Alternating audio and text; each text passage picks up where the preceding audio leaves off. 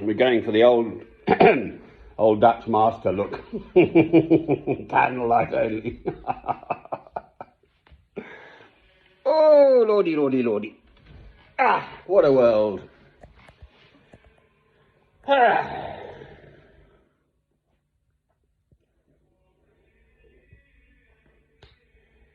Those monks are at it again. Awfully sweet of them to keep singing.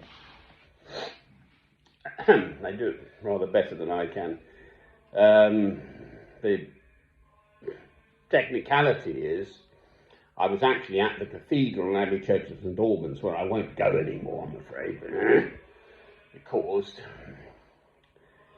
but it has the best acoustic of any cathedral I've ever been into throughout the whole world, basically. It's called rectilinear. It's like a big rectangular box, the whole main nave. And I used to go there for matins. Let's see if I can get this lighting man slightly better organised. That one needs to come over there. No, that's no good. In shadows now. I'll know for next time.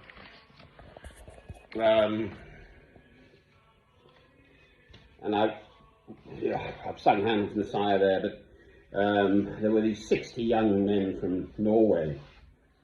And what you do is, you tune in to the sort of half dozen people around you to produce the single note. So you don't have a strident voice. And the other one I had just recently, again I listen to most nights, Midnight Vigils by the monks, les moines à la planche, chaque chose en France, English, because I can just speak the French. The Carthusian monks. So I did look it up. It's not 21, there are about 30 of them apparently. And you can hear their feet shuffling and so on. And just, I think of them sort of praying there. This was a question to a Benedictine monk, so I've avoided also becoming a Benedictine monk. I seem rather good at avoiding becoming something, so it's a bit of a mystery what I am then. I am a Christian. When questioned, someone said to this Benedictine monk, so they're the sort of biggest order of monks, going back to St Benedict, who also comes from Umbria, where St Francis and St come from, Norcia or Nurcia, small southeast corner, and then he had a big monastery by Rome, Monte Cassino, I may be wrong, I think it was bombed in the Second World War, but he goes back sort of to the 400s and somethings AD. All you do is pray, is what the question was to this Benedictine, or mostly what you do. Actually, Benedictines, in fact, have prayer, so loving God, teaching and healing, so very often associated with the Benedictine monastery would be a school, so St Albans, there is a very old, upmarket English public school, and there'd be a hospital as well. Very often, so practical, actual, putting into practice Christ's teaching.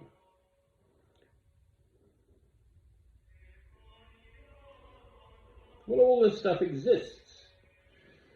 When I used to go in Perugia, there was a Benedictine monastery, San Pietro, St Peter. And life being what it is, the Benedictines, this is why Henry VIII kicked off, because the Pope had more control over England than Henry VIII did through the church. They owned probably more land than... Anyway, there's a valley there between Perugia, which is like the county town of Umbria, and Assisi, and you can see the mountain over there and the whole valley sort of below. So they would have the longevity and the tradition to study herbs, for instance, and cures, and the palliative power of herbal remedies, and wine too is developed viticulture and all of that, and agriculture too, of course, because they'd be there generation after generation, kind of building on the former generations of monks. I used to actually sleep at the back of a basilica, a Dominican, so St. Dominic, I think, is, I think he would have known St. Francis, so St. Francis's dates are 1182 to 1226, 44 years he lived, only worn out by just wonderful, wonderful, wonderful, wonderful life.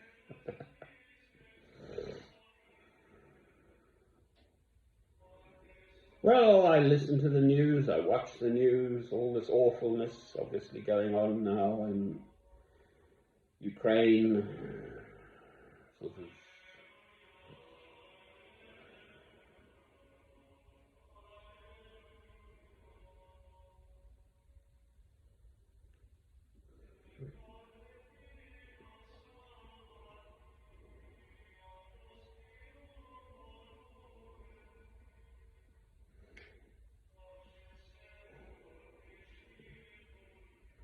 for me, myself, personally, I only really have me, myself, personally in this world. I don't have close loved ones around me. I do have an older brother, but we're not in touch. He's in Harley Street in London.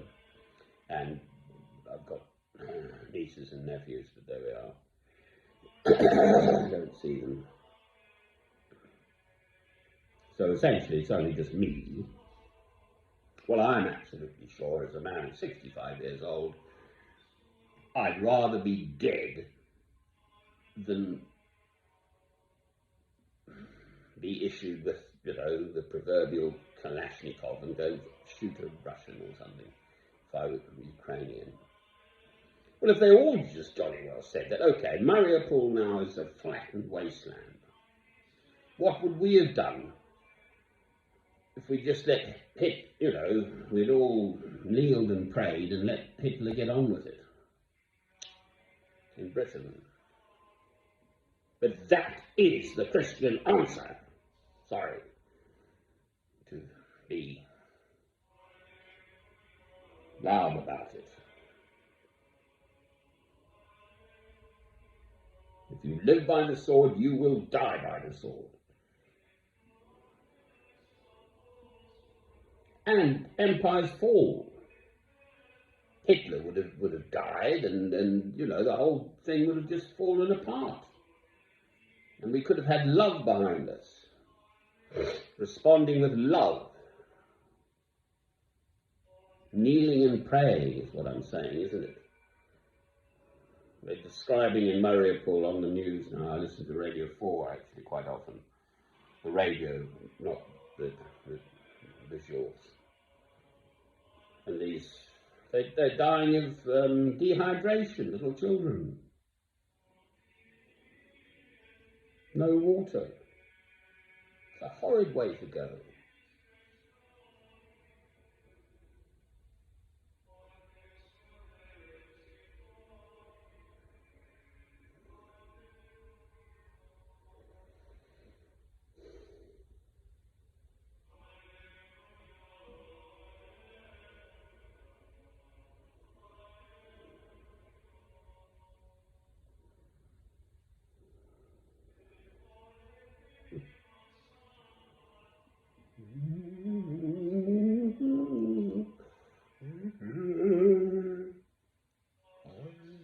I don't know the words.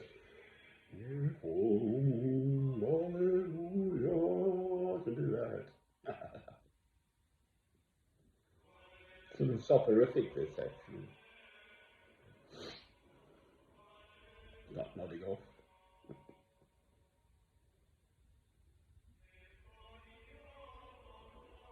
Well, I'm praying for their returning souls too. But there's so many others. We don't hear about the others at the moment. This has driven everything else off the news, but I'm not going to run through a list.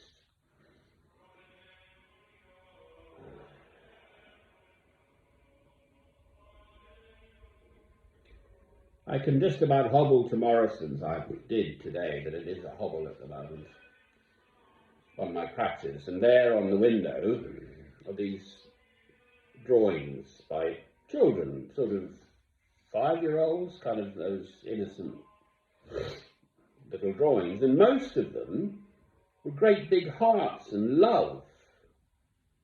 Love the world, pictures of the world and love. Great big heart. Well, the child understands. Probably a 5-year-old. Why do the adults lose sight of this?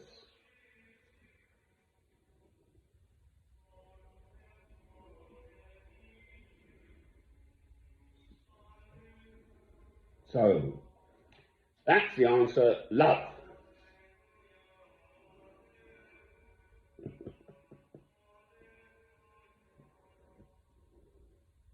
There is no other answer.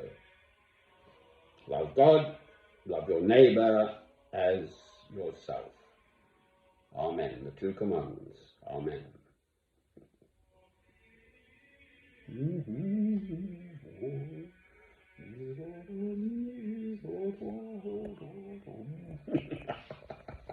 I can do this.